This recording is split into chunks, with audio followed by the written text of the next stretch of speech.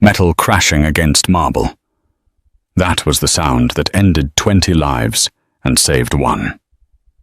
Most people think the Mafia is about grand sit-downs and horses' heads in beds. It isn't. It's about the silence before the scream.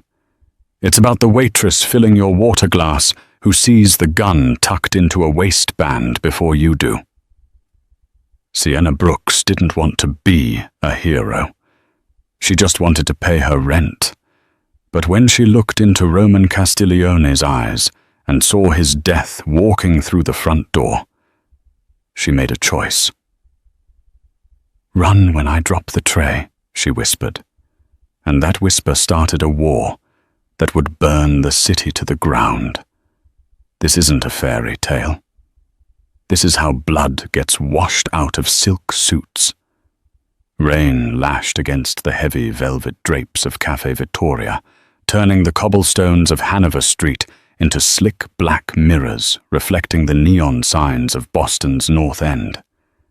Inside, the air smelled of espresso, expensive cologne, and underlying fear. Sienna Brooks adjusted her apron, the starched fabric digging into her waist. She had been working the dinner shift at Vittoria's for 6 months, long enough to know the unspoken rules. Rule number 1. You don't look at the table in the back corner. Rule number 2. You never interrupt the men when they stop talking. Rule number 3. If the kitchen staff suddenly disappears for a smoke break, all at once you get out. Tonight, the kitchen was empty.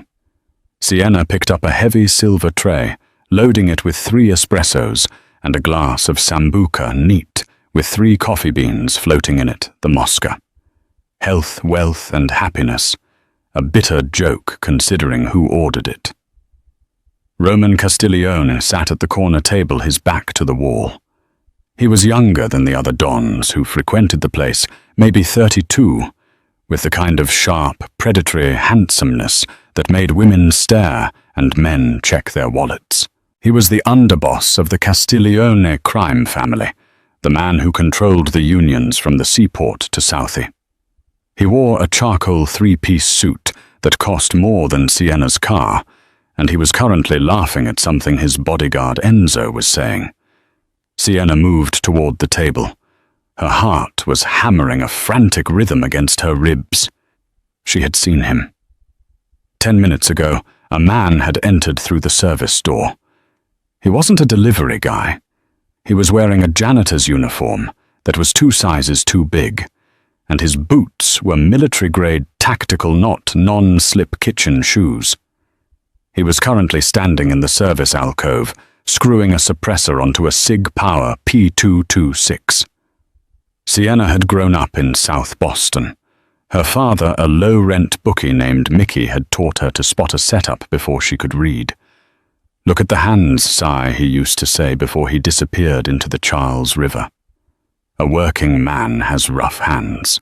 A shooter has calluses on his trigger finger and calm eyes.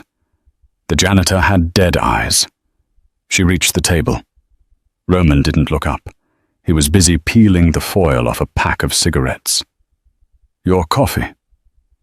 "Mr. Castiglione," Sienna said. Her voice didn't shake. She was a good liar.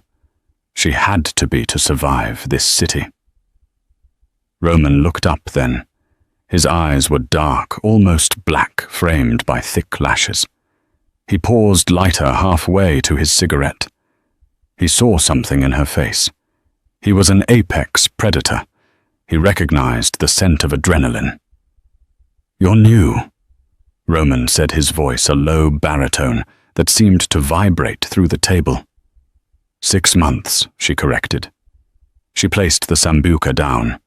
As she leaned in to place the espresso, she invaded his personal space, a cardinal sin in his world. Enzo the bodyguard tensed his hand, dipping toward his jacket. Sienna didn't pull away. She leaned closer, her lips inches from Roman's ear, the smell of her vanilla perfume mixing with his tobacco. "Kitchen is empty." She murmured the words, barely breath. "Shooter in the service alcove." Run when I drop the tray." Roman froze. For a split-second time, seemed to suspend. He didn't look at the service alcove. He didn't look at Enzo. He looked right into Sienna's hazel eyes, assessing the truth. He saw the terror there, but he also saw the resolve. He gave the slightest nod. 1 millimeter. Sienna straightened up, her heart screaming. She turned, taking a step back as if she had forgotten something. She gripped the heavy silver tray with both hands. It was solid brass underneath the plating, heavy enough to dent a floor. The service door creaked. The janitor stepped out, raising the gun. Sienna let go. Clang, crash!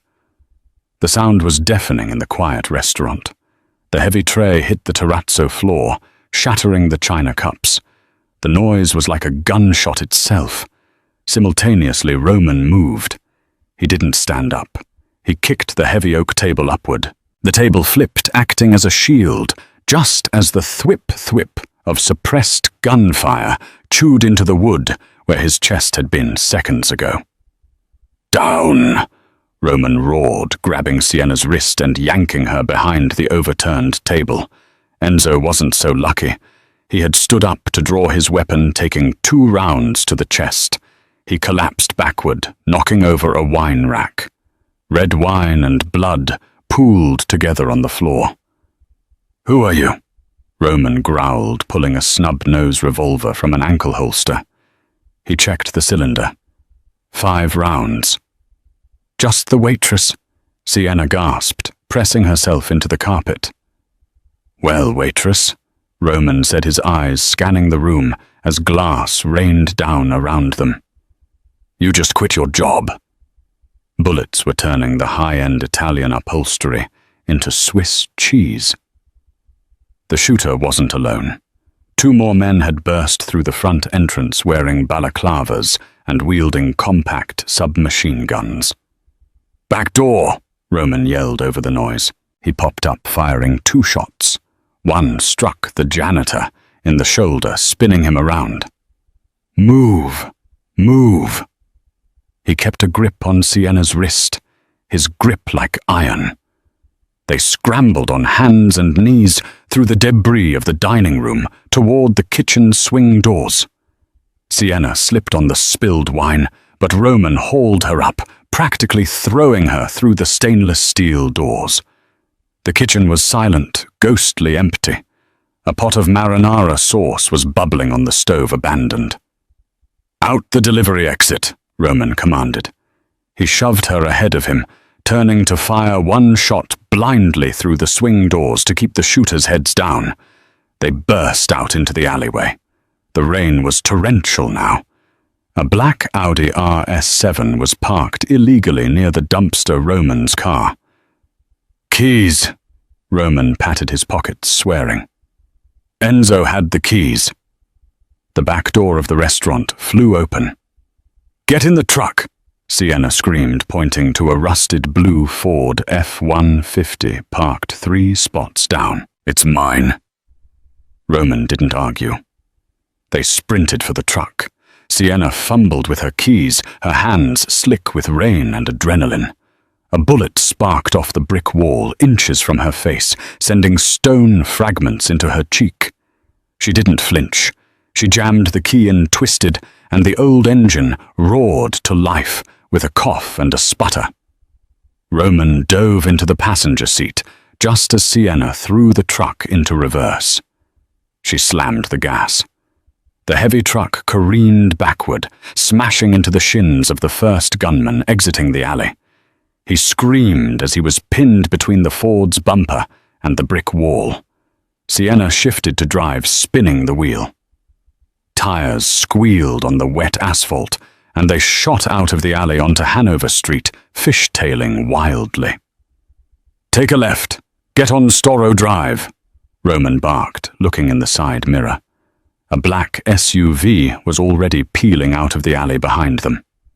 "I know the roads," Sienna snapped back. She ran a red light, narrowly missing a taxi. Roman looked at her, really looked at her for the first time since the chaos started. She was soaking wet. Her waitress uniform ruined a smear of blood on her cheekbone. She was driving like a getaway pilot, checking mirrors, anticipating turns. "Where did you learn to drive like this?" Roman asked, reloading his revolver with loose rounds from his pocket. "My dad owed money to the Irish in Southie," she said, swerving around a stopped bus. "We moved a lot, usually in the middle of the night, usually fast." "Who was your dad?" "Mickey the Mouse Brooks." Roman actually laughed, a harsh, barking sound. "Mickey the Mouse, the guy who tried to sell fake lottery tickets to the Patriarcha family in Providence." "That's him," Sienna said, eyes glued to the rearview mirror. "The SUV is gaining. They have more horsepower." "Yeah, but we have heavy steel," Roman said. He rolled down the window. The wind and rain howled into the cab. "Keep it steady." He leaned out the window, rain plastering his dark hair to his skull. He took aim at the pursuing SUV. He didn't fire wildly. He waited.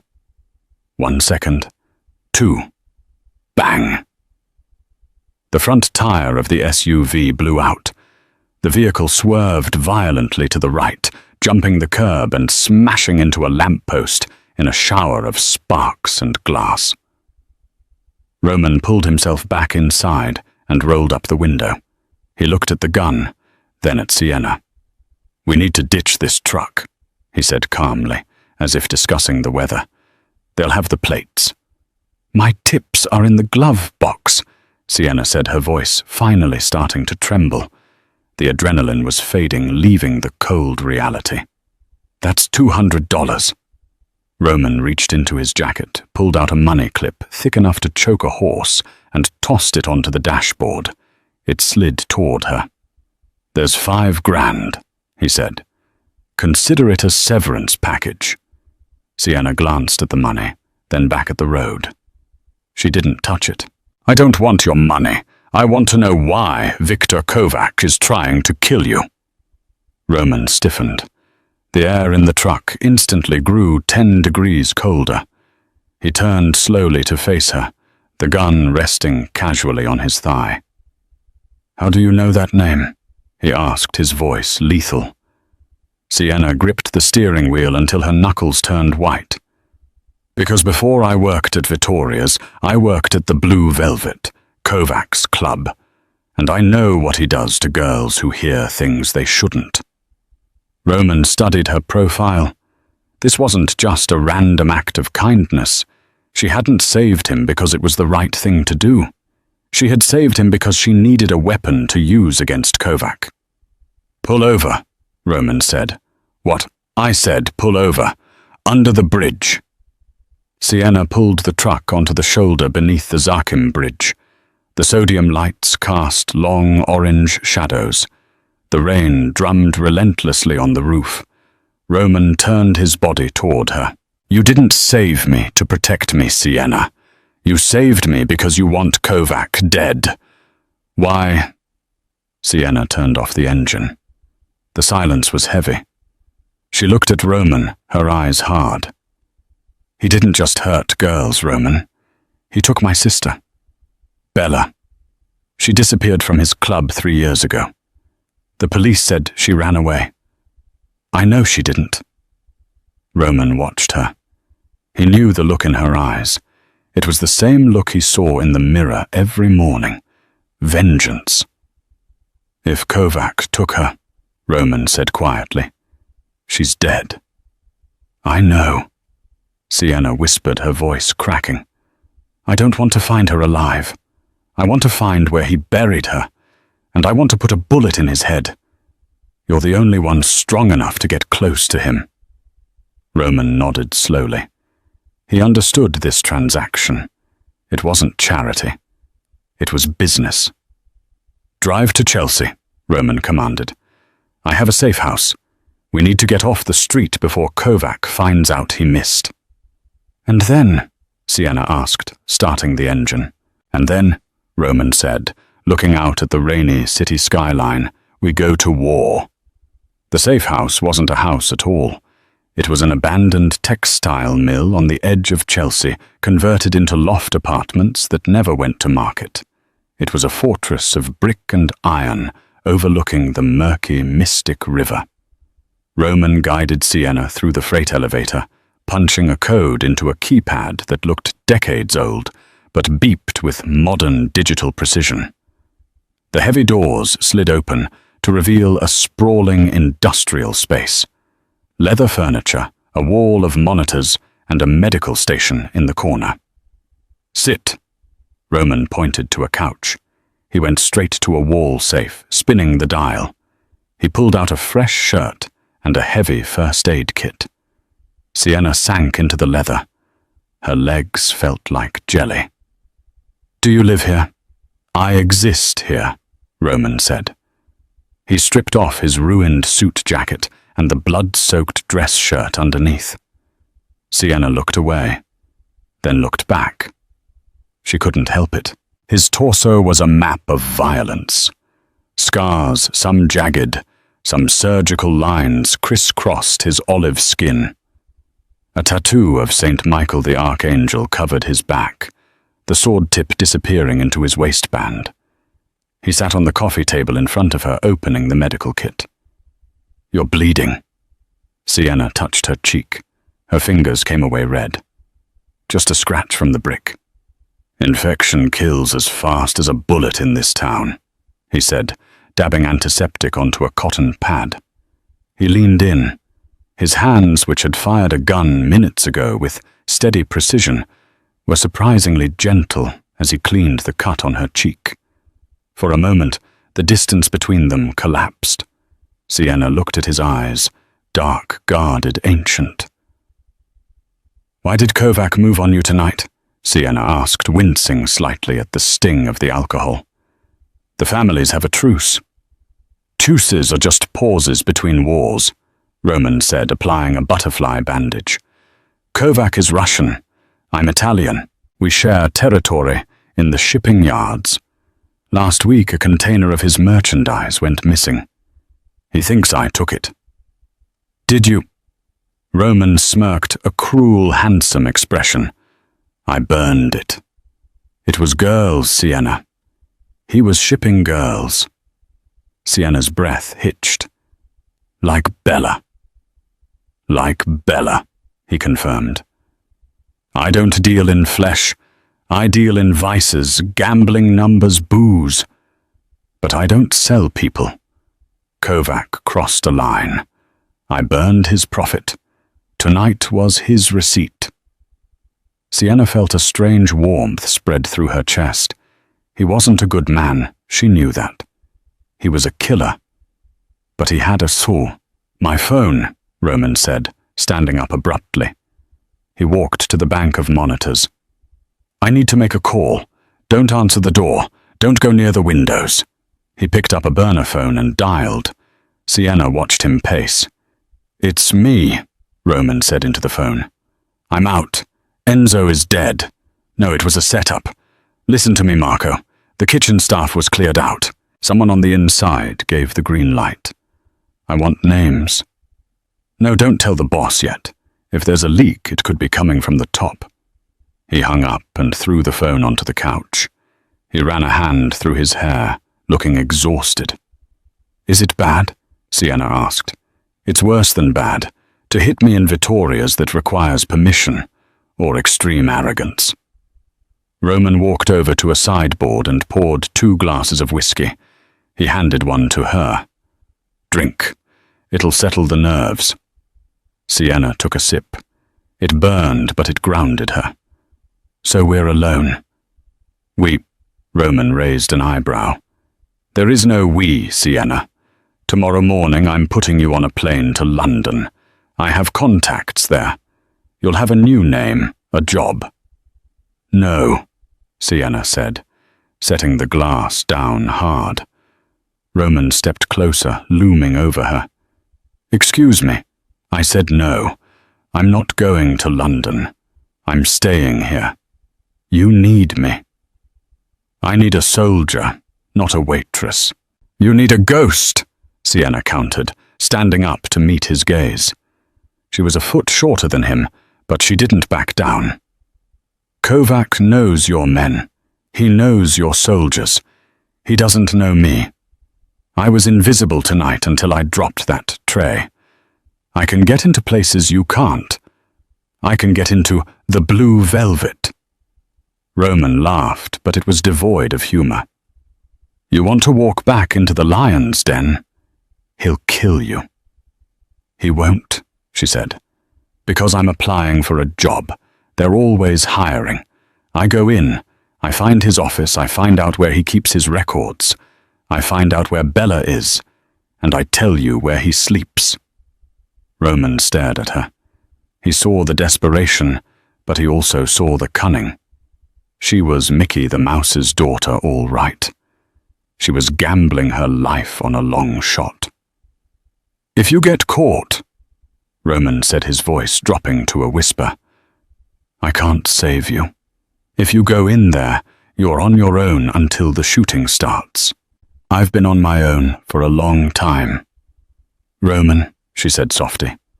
Roman looked at her lips, then her eyes. The tension in the room shifted from danger to something electric. He reached out his thumb, tracing the line of her jaw. You're crazy, he murmured. I'm motivated, she whispered back. Suddenly the monitors on the wall flashed red. A silent alarm. Roman spun around, his eyes locking on the screen, showing the external feed. 3 black SUVs were pulling up to the chain-link fence of the mill. How? Sienna breathed. The phone, Roman realized, his face paling. The burner phone. Marco. He tracked the signal.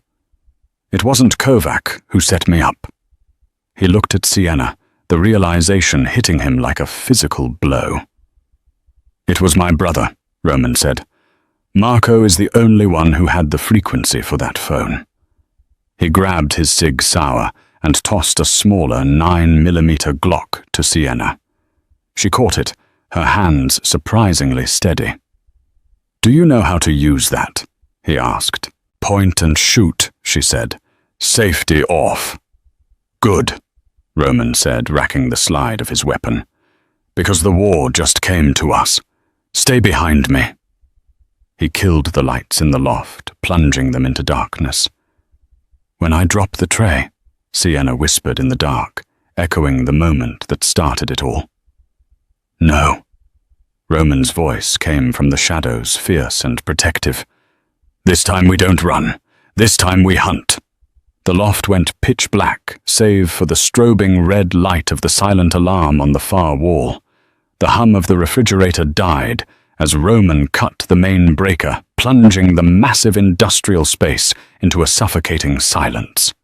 Sienna crouched behind a heavy leather armchair, the cold steel of the Glock 19 pressing against her palm.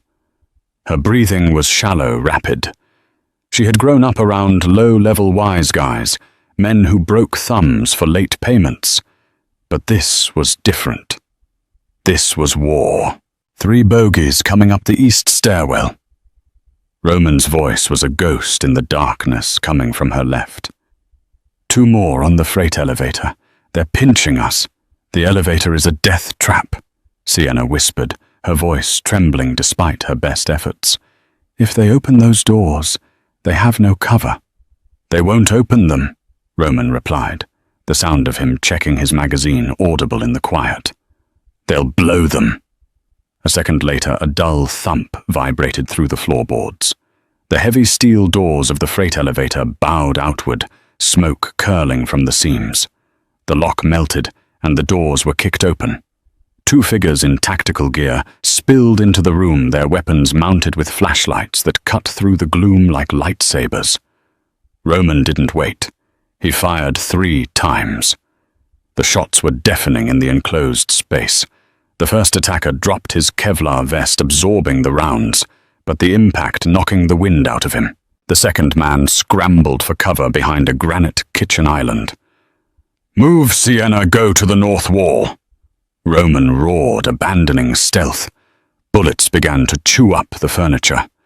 Sienna scrambled on her hands and knees, glass shards from a shattered vase slicing into her palms.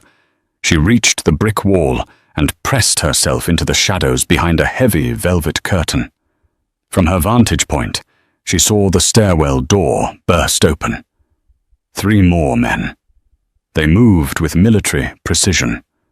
Roman was pinned down behind the turned-over sofa. He was returning fire, but he was suppressed.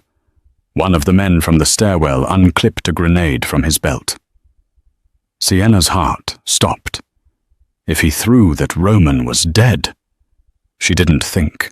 She didn't calculate. She just remembered Mickey's voice. "Don't look at the target.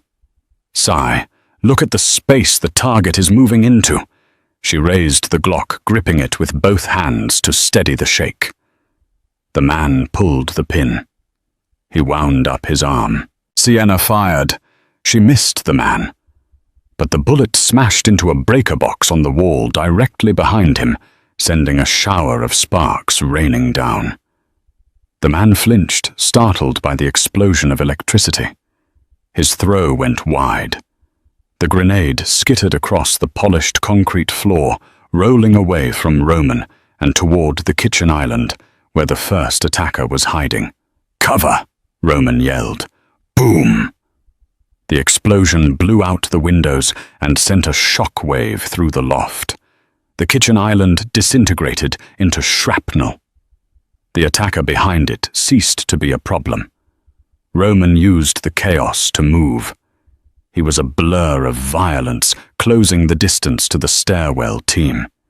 He engaged them at close quarters, using the pistol like a hammer as much as a gun. It was brutal, efficient, and terrifying to watch. Silence returned as quickly as it had left, replaced only by the ringing in Sienna's ears and the smell of cordite and pulverized drywall. Roman stood amidst the wreckage, his chest heaving. He walked over to one of the downed men, the one who had tried to throw the grenade. He was groaning, clutching a shattered leg. Roman grabbed the man by his tactical vest and hauled him up. He ripped the black mask off. It was a face Sienna didn't know, but Roman evidently did. His expression shifted from rage to a hollow, cold despair. "Dante," Roman spat. "You used to drive my mother to church on Sundays." The man Dante coughed blood. "Strictly business, Roman. You know how it is." "Who sent you?" Roman asked, though he already knew the answer. He pressed the barrel of his gun to Dante's kneecap. "Marco." Dante gasped. "He said you were weak. He said you were letting the Russians walk all over us. He made a deal with Kovac." The betrayal hung in the air, heavy and suffocating. Marco Castiglione, Roman's own brother, hadn't just sold him out. He had partnered with the enemy to do it. "Where is he?" Roman demanded. "The shipyard," Dante wheezed. "Midnight, meeting with Kovac to finalize the territory split. They think you're already dead." Roman stared at the man for a long moment. Then he pistol-whipped him across the temple, knocking him unconscious. He wouldn't kill him. Not yet. He needed a witness later. "We have to go," Roman said, turning to Sienna. He looked at her, really seeing her. She was covered in dust, holding a gun, and she hadn't run. "You saved my life again," he said, his voice rough. "We're even," she whispered, lowering the gun. "Now get me out of here." They took the fire escape down into the alley. The rain had stopped, leaving the city slick and glistening. They didn't go to a car. Too risky. Roman led her to the riverbank, where a nondescript fishing boat was tied up. "Get in," he said, untying the ropes. As they drifted out into the mystic river, the engine putting softly. Sienna sat on the wooden bench, hugging her knees. The adrenaline was crashing, leaving her shivering. Roman took off his jacket, a new one he had grabbed from the loft, and wrapped it around her shoulders. It smelled of him, cedar gunpowder, and rain. "My brother," Roman said, staring at the dark water. "We grew up in the same room. I took a knife for him when we were teenagers, and he sells me to a Russian butcher for shipping containers." Sienna looked at his profile. It was etched in stone, hard and unforgiving, but she saw the crack in the armor. "Family is tricky," Sienna said softly. "My dad loved me, but he loved gambling more. In the end, he bet our rent money on a horse named Second Chance, and lost. We slept in the car for a month. Betrayal doesn't always look like a gun, Roman. Sometimes it looks like empty promises." Roman looked at her. The boat rocked gently. "I'm going to kill him, Sienna. My own brother. I have to." "I know," she said. And she did. In his world, there was no forgiveness for this. But not tonight. Tonight, we disappear. "I know a place," Roman said, steering the boat toward the darker industrial docks of South Boston. "An old boxing gym in Southie. The owner, Old Sal, owes me his life. No phones, no cameras. We regroup there." "And then?" Sienna asked. "And then?" Roman's eyes caught the reflection of the moon, cold and sharp. "We act on the intel. Marco and Kovac are meeting at the shipyard, but we can't hit them there. Too much security. We need to strike where they feel safe." "The Blue Velvet," Sienna said. "Exactly." Roman nodded. "Kovac keeps his leverage there, his blackmail, his records. If Marco is working with him, the proof of their deal is in Kovac's office. I need that proof to show the commission. If I kill a boss without proof of treason, the other families will hunt me down. I need the ledger." "And I'm the only one who can get it," Sienna said. Roman didn't answer immediately. He looked at her, his expression torn. "I don't want to send you in there." "You don't have a choice," she said firmly. "And neither do I. This ends with Kovac dead, or it doesn't end." Old Sal's gym smelled of stale sweat leather and wintergreen oil. It was a relic of a bygone era tucked away in a basement off Dorchester Avenue. For 2 days it became their war room. Sienna slept on a cot in the back office, while Roman slept on a mat in the ring. The intimacy of the situation was suffocating. They ate takeout Chinese food on the floor, mapping out the layout of the Blue Velvet on a piece of cardboard. "The club has 3 levels, Sienna explained, using a chopstick to point. "Main floor is general admission. Bar dance floor. Basement is VIP. That's the red room. Invite only. High rollers, politicians, and mobsters." "And the office?" Roman asked. He was doing push-ups while she spoke, a rhythmic, hypnotic motion. He never seemed to stop moving, as if stopping would let the rage catch up to him. "Top floor. Penthouse level. Private elevator access only. Keycard required." "So you need to swipe a keycard from a manager," Roman said, standing up and wiping sweat from his forehead with a towel. "Not a manager," Sienna corrected. "Kovac carries the master key. I've seen him use it." Roman stopped. "You have to get close to Kovac, physically close." "I can handle him," Sienna said, though her stomach twisted at the thought. "He's a monster, Sienna. You don't know what he does to women." "I know exactly what he does," she snapped, her voice rising. "He took Bella. I'm not going in there blind, Roman. I'm going in there angry." Roman walked over to her. The air between them crackled. He reached out, tucking a stray lock of hair behind her ear. His hand lingered on her neck, his thumb resting on her pulse point. It was hammering. "If he touches you," Roman whispered, his voice dark and possessive, "I will burn this city down to get to him." Sienna looked up at him. The connection was undeniable. It wasn't just survival anymore. It was gravity. "Teach me what I need to know," she said breathlessly. "Don't protect me. Arm me." The transformation took 3 hours. With the help of a local girl who owed old Sal a favor, Sienna changed everything. The waitress uniform was gone. In its place was a dress that looked like it was made of liquid onyx, backless, plunging neckline, and a slit that went up to her thigh. Her honey-brown hair was dyed a stark, glossy black and styled in loose waves. Her makeup was sharp, accentuating her cheekbones and giving her eyes a feline, dangerous look. She stepped out of the bathroom into the gym. Roman was loading a magazine into a fresh pistol. He looked up, and the magazine clattered to the floor. He stood frozen.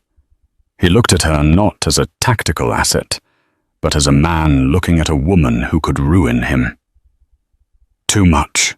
Sienna asked, feeling self-conscious under his intense gaze. "Dangerous," Roman murmured, walking around her. "You look like trouble. Kovac loves trouble." He reached into his pocket and pulled out a delicate diamond choker. "Turn around," he commanded. Sienna turned, sweeping her hair up. Roman fastened the clasp. His fingers brushed the nape of her neck, sending shivers down her spine. "There's a microphone in the central diamond," he whispered against her ear, "and a tracker in the clasp. I'll be in a van 2 blocks away. I hear everything. If you say the word rain, I'm coming in. Front door, back door, through the wall, doesn't matter. I'm coming." "Rain," she repeated. "Turn around." She faced him. He looked at her lips. For a second she thought he was going to kiss her. She wanted him to. The pull was magnetic. But he stepped back, his jaw tightening. "Let's go get your job," he said. The blue velvet was a fortress of neon and bass. The line wrapped around the block, but Sienna, now going by the name Veronica, walked straight to the bouncer. She didn't ask to come in. She just looked at him with bored, arrogant eyes. "I'm here for the open call," she lied smoothly. "Victor is expecting me." The bouncer hesitated. She looked the part. High-end, expensive, trouble. "Wait here." He grunted into his headset. A moment later, the velvet rope unhooked. Sienna walked in. The bass hit her chest like a physical blow. The club was a sea of body strobe lights and expensive alcohol. She made her way to the bar, scanning the room. She spotted the floor manager, a sharp-faced woman named Katya. Sienna approached her. "I need a job," Sienna said over the music. Katya looked her up and down, sneering. "We're full, honey. Go back to the strip mall." Sienna leaned in. "I worked at Leclerc in Paris for 2 years.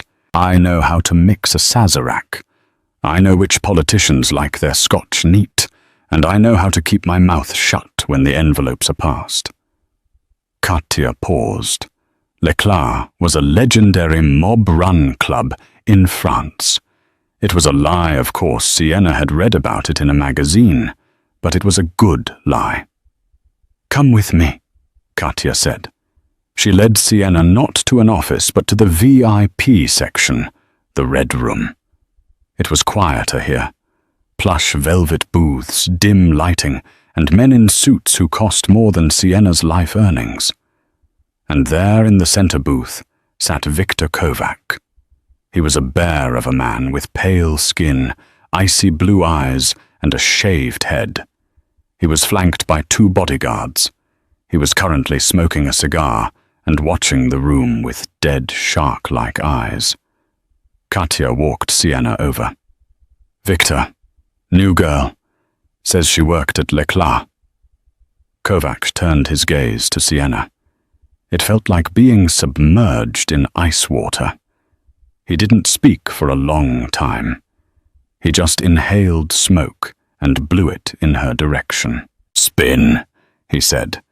His voice was thick with a Russian accent. Sienna swallowed her pride and turned slowly, letting the dress do its work. "Paris, yes," Kovac asked. "2 years," Sienna said, keeping her voice low and sultry. "Why are you in Boston? My ex-boyfriend got possessive." She lied. "I needed a new city, and I heard this is where the real money is." Kovac laughed. It was a wet, unpleasant sound. He patted the empty spot on the leather booth next to him. "Sit, Veronica." Sienna sat. Her skin crawled being this close to the man who took her sister. She wanted to claw his eyes out. Instead, she crossed her legs and smiled. "You want a job?" Kovac asked, his hand resting on her knee. His fingers were thick and cold. "I want to make money," she corrected. "Good answer." Kovac signaled for a bottle of vodka. "You start tonight. In here. The red room only. If you do well, maybe you move up." "Up?" Sienna asked innocently. "To the penthouse." Kovac grinned, showing gold-capped teeth. "Where the view is better." Sienna's heart skipped a beat. The penthouse. The office. "I'd like that," she purred. Suddenly the curtain to the booth parted. A man stepped in. Sienna froze. It was Marco Castiglione, Roman's brother. He looked agitated, sweating. He sat down opposite Kovac, not even looking at Sienna. "We have a problem, Victor," Marco said urgently. "Not here," Kovac warned, gesturing to Sienna. "She doesn't matter." Marco waved a hand dismissively. "We found the boat. Roman isn't dead. He's in the city." Sienna felt the blood drain from her face. She kept her expression neutral, frozen in a mask of boredom. But inside she was screaming. Kovac's hand tightened on her knee, painful now. "Alive," Kovac hissed. "You said you handled it." He had help. A girl, the waitress from the restaurant. Kovac turned his head slowly to look at Sienna. He studied her face. The makeup changed her, the hair changed her, but the eyes. Sienna stopped breathing. "A waitress," Kovac mused. He leaned in closer to Sienna, sniffing her neck. "You use vanilla perfume, Veronica." Sienna's mind raced. Bella had worn vanilla. Sienna wore it to remember her. It was a common scent. "Everyone wears vanilla, Victor," she said, her voice steady as a rock. "It brings in the tips." Kovac stared at her for another second, then relaxed, releasing her knee. "True," he chuckled. "Go, Veronica. Get us drinks. We have business." Sienna stood up, her legs feeling like lead. She walked to the bar, her hands shaking so hard she had to grip the marble counter. She touched the diamond choker. "Roman," she whispered, barely moving her lips. "Marco is here. They know you're alive. And I think Kovac has the ledger on him." He patted his jacket when Marco mentioned the deal. Roman's voice came through her earpiece, tight and constrained. "Get out of there, Sienna. It's too hot. Marco might recognize you." "He didn't look at me," she whispered. "I can get the key card. Kovac is drinking. If I can spill a drink on him, get his jacket off. Sienna, no. Abort." "I'm not leaving without the ledger," she hissed. "I see a waiter going over with a tray of shots. I'm going to make a move." "Sienna." She tapped the choker to mute him. She grabbed a bottle of expensive champagne and a towel. She was going to drop a tray. Again. But this time, she wasn't running. The air in the red room was thick enough to choke on a miasma of expensive cigars, cheap morality, and the metallic tang of imminent violence. Sienna stood by the bar, the bottle of Dom Perignon sweating in her grip. Her hands were trembling not from fear, but from a cold, crystalline rage. She had looked into the eyes of the man who sold her sister, and she hadn't blinked. But looking was one thing, stealing from him was another. She tapped the diamond choker once. "I'm going in." She moved through the crowd, her hips swaying in a rhythm that wasn't hers. It was Veronica's. She approached the booth where Kovac and Marco were deep in conversation. Kovac had removed his jacket, draping it over the back of the leather booth. The inside pocket bulged slightly. The keycard. The master pass to the Empire. "Gentlemen," Sienna purred, interrupting Marco mid-sentence. "On the house. To celebrate new partnerships." Kovac looked up, his eyes glassy with vodka. "Ah, Veronica, you pour." Sienna leaned over the table. She uncorked the bottle with a soft pop. She poured a glass for Marco, who ignored her, his eyes fixed on Kovac. She poured a glass for Kovac. Then she executed the move. As she pulled the bottle back, she allowed her elbow to, accidentally, knock the full flute of champagne. The glass tipped, sending a cascade of sticky golden liquid straight into Kovac's lap. "Cazzo!" Kovac roared, jumping up his chair, scraping loudly against the floor. "Oh my God, I am so sorry," Sienna gasped, dropping the bottle on the table and grabbing a cloth napkin. She moved frantically, dabbing at his shirt, her hands flying. "I slipped, I'm so clumsy." "Get away from me, you stupid bitch!" Kovac shouted, shoving her hand away. But it was done. In the chaos of the spill, amidst the flailing hands and the shouting, Sienna's left hand had snaked behind him. Her fingers, nimble from years of counting change and pocketing tips, had slid into the inner pocket of his jacket, draped on the chair. She felt the cool plastic of the keycard. She palmed it, sliding it instantly into the waistband of her dress, hidden by the ruffles. "I'll get you a towel from the back," Sienna stammered, playing the part of the terrified employee. "Get out of my face before I cut it off," Kovac snarled. Marco looked at her. For a split second his eyes narrowed. He looked at her hands, hands that were currently shaking. He looked at the spilled champagne. It was a classic grifter move. Marco knew it, because he had used it himself. "Wait," Marco said, his voice cutting through the music. Sienna froze. "She's just a clumsy girl, Marco," Kovac grunted, wiping his pants. "Let her go." "No." Marco stood up slowly. "She didn't trip. Look at her feet. She's wearing 6-inch heels, but she has the balance of a dancer." She leaned into the spill. Sienna didn't wait to be dissected. She spun around and bolted. "Stop her!" Marco screamed. Sienna kicked off her heels, running barefoot across the sticky floor. She hit the crowd, shoving bodies out of the way. She didn't head for the exit. She headed for the service corridor that led to the private elevator. "Security!" Kovac bellowed. Sienna burst through the service doors, hitting the call button on the elevator. She jammed the stolen keycard into the reader. The light turned green. Ding! The doors slid open. She threw herself inside, hammering the button for the penthouse. Just as the doors began to close, a hand jammed into the gap. It was a bodyguard, a mountain of muscle named Boris. He pried the doors open with a grunt, stepping inside. He grabbed Sienna by the throat, slamming her against the mirrored wall. Her feet lifted off the floor. "Going somewhere, little bird," he grinned. Sienna gagged, clawing at his massive hand. She couldn't breathe. Black spots danced in her vision. She reached for the Glock strapped to her thigh, but he pinned her arms. "Rain," she croaked. "Rain, crash!" The elevator ceiling hatch exploded inward.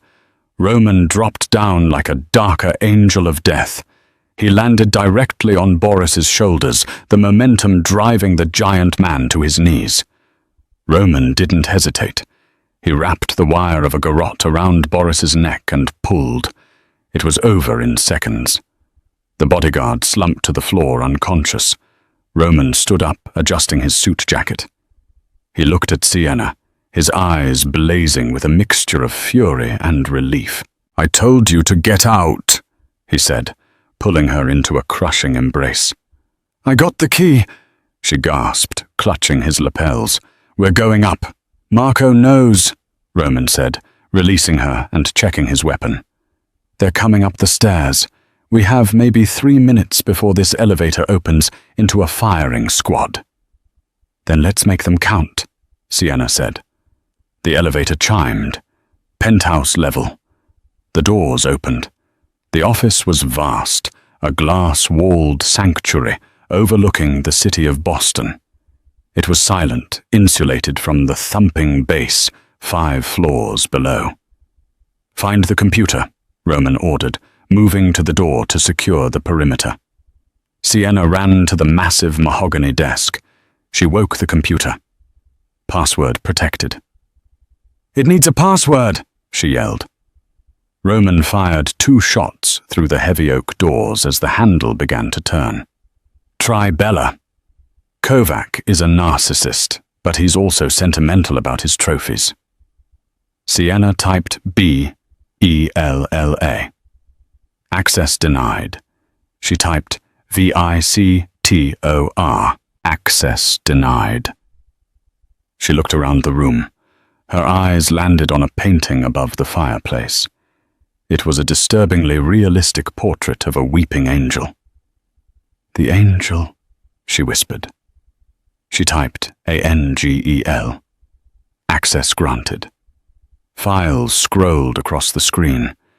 Shipping manifests, payoffs to judges, police bribes, and a folder labeled Project Siren. Sienna clicked it. Her heart stopped. It wasn't just Bella. It was dozens of girls, photos, locations, prices, and at the bottom of the list a status update on Bella Brooks. Subject: Bella Brooks. Status: deceased. Cause: overdose. Disposal site: B Old Harbor. Sienna let out a sound that wasn't human, a keen of pure, unadulterated grief. She slumped against the desk, the strength leaving her legs. "Sienna!" Roman shouted, firing again as the door splinters flew inward.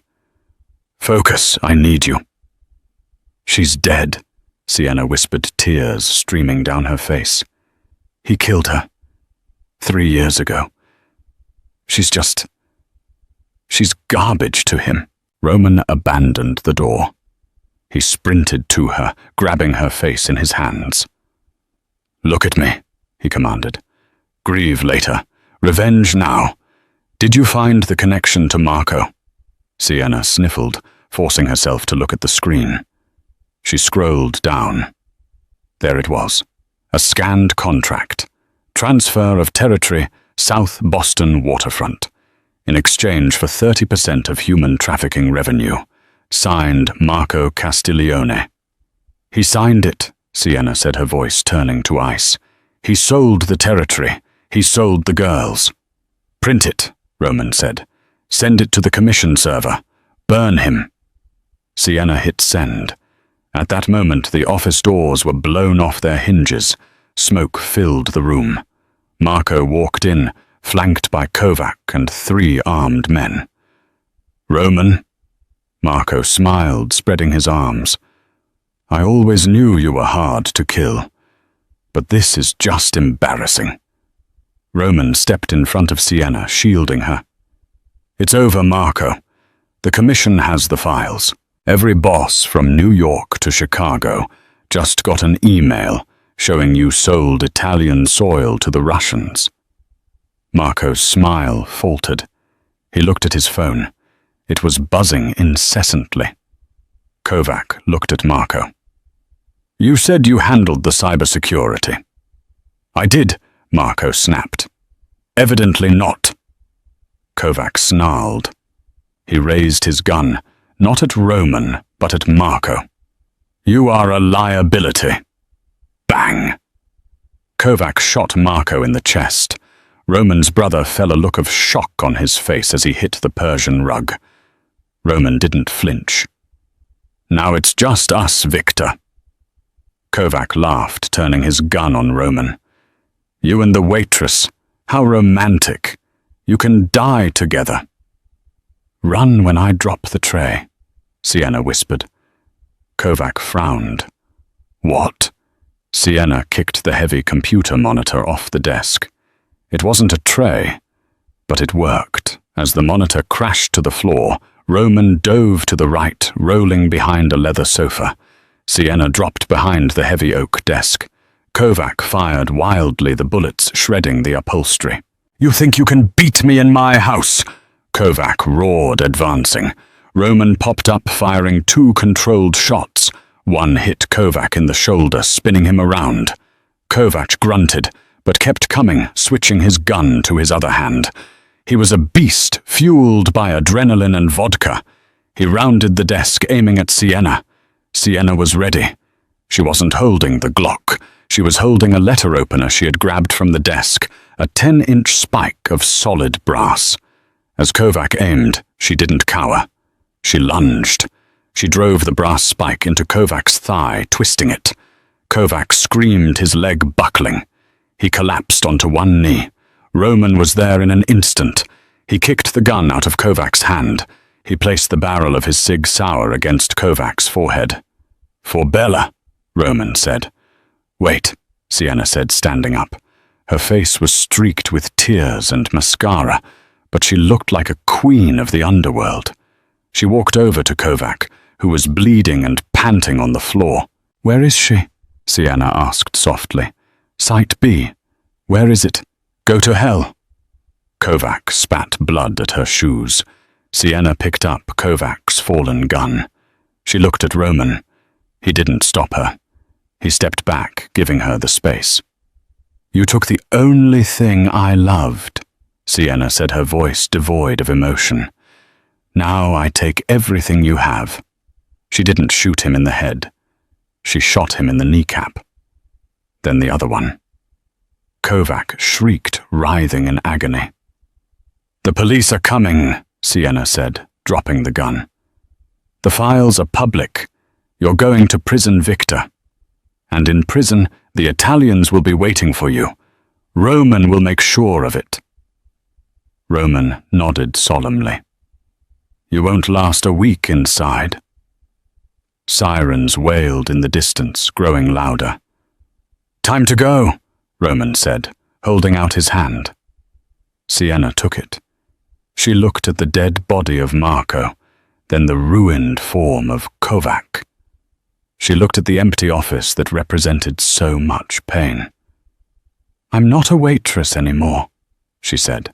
No, Roman agreed, pulling her towards the fire escape. You're a partner.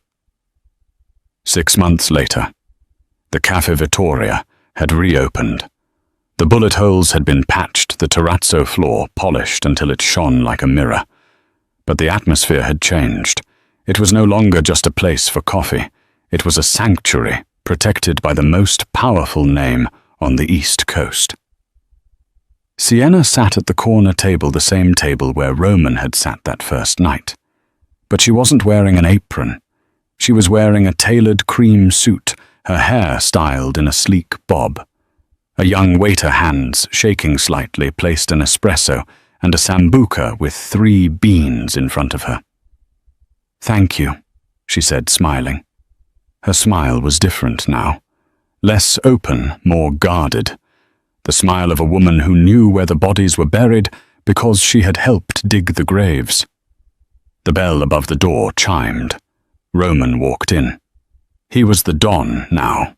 With Marco dead and Kovac's organization dismantled by the feds, with a little help from the anonymous leaks Sienna had provided, Roman had consolidated power. The streets were quiet. He sat down opposite her, taking the espresso. He didn't say hello. He just looked at her with that intensity that still made her breath hitch. The shipment arrived, Roman said quietly, Medical supplies for the clinic in Southie, as you requested. And the other matter? Sienna asked, stirring her drink. Site B, Roman nodded. We found it. We gave Bella a proper burial this morning. St. Augustine's. It was private. Sienna reached across the table and took his hand. Her fingers brushed the scar on his knuckle, a souvenir from the night at the mill. Thank you, Roman. You don't thank me, Sienna, he said, interlacing his fingers with hers. You saved me. I save you. That's the deal. Is the deal over? She asked playfully. Now that the war is won. Roman leaned in his dark eyes, dancing with a rare light. The war is never over, Kara. There's always another wolf at the door. He pulled a small velvet box from his pocket and slid it across the table. But this time, Roman said, I don't want you to run when I drop the tray. I want you to stand next to me. Sienna opened the box. It wasn't a ring. It was a key, an ornate iron key. To the house in Tuscany, Roman said, or the vault in Zurich, or the front door of this city, whatever you want it to be. Sienna closed her hand around the key. The waitress who counted tips was gone. In her place was a woman who had walked through fire and come out holding the flame. She leaned forward, whispering in his ear, echoing the words that had started it all, but with a new promise. I'm not running anywhere, boss. Roman smiled a genuine, unguarded smile that transformed his face. He signaled the waiter. Another round, Roman said, and bring the lady whatever she wants. She owns the place. Outside, the rain began to fall on Hanover Street, washing away the dust of the city. But inside, amidst the smell of espresso and the warmth of the lights, everything was exactly where it was supposed to be. And that is the story of how a spilled tray and a whispered warning changed the fate of the Boston underworld. Sienna Brooks proved that you don't need a gun to be dangerous. You just need the courage to speak when everyone else is silent. What did you think of Sienna's transformation? Did she make the right choice, sparing Kovacs for prison? Or should she have finished the job? Let me know your thoughts in the comments below. I read every single one. If you enjoyed this story of danger, betrayal, and romance, please smash that like button. It really helps the channel grow, and if you haven't already, hit subscribe and ring that notification bell so you never miss a story. We have a new, darker, grittier romance drama coming next week that involves a stolen painting and a bodyguard who knows too much. You won't want to miss it. Until next time,